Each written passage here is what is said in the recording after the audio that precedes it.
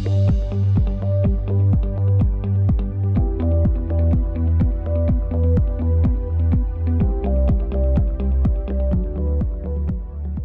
est en train de fêter 2 anniversaires en fait, 10 ans et 60 ans.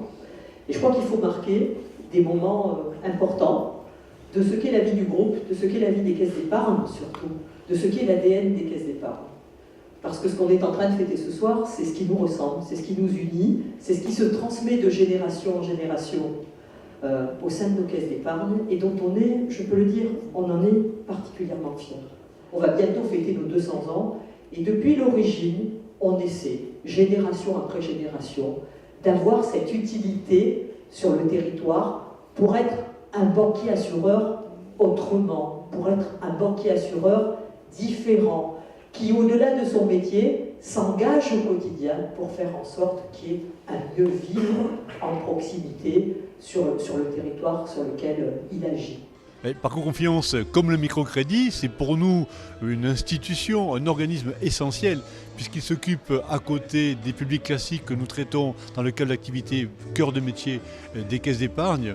C'est une structure qui traite auprès des publics fragiles de l'insertion bancaire, de la pédagogie de l'argent, et ça, c'est très important pour nous. Cette mission est essentielle parce qu'elle se rattache à l'essence même du modèle coopératif qui est le nôtre, et ces préoccupations humanistes sont finalement le socle de l'ADN coopératif et il inspirait déjà, il y a 2 siècles, les fondateurs des caisses d'épargne en 1818.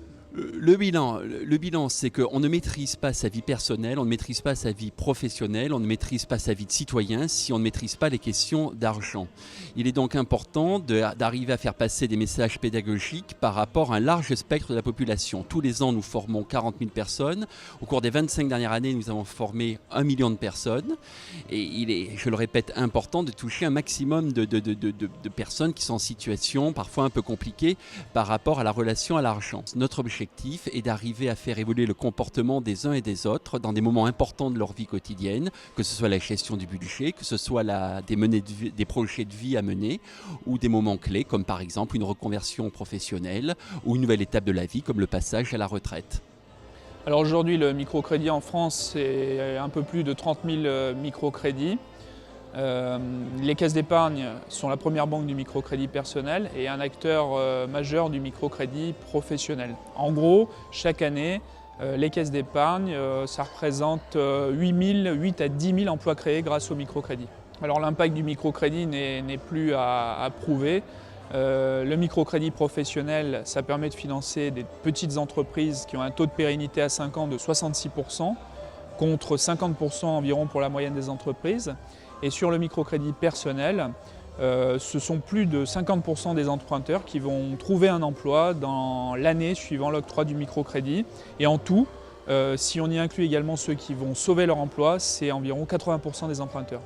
La caisse d'épargne, c'est d'abord c'est une des premières banques coopératives. Donc, c'est ce côté coopératif qui m'a surtout séduit, puisque la plupart une partie de l'argent collecté est réinvesti pour l'aide aux associations, aux projets Innova, etc. Et c'est surtout ce côté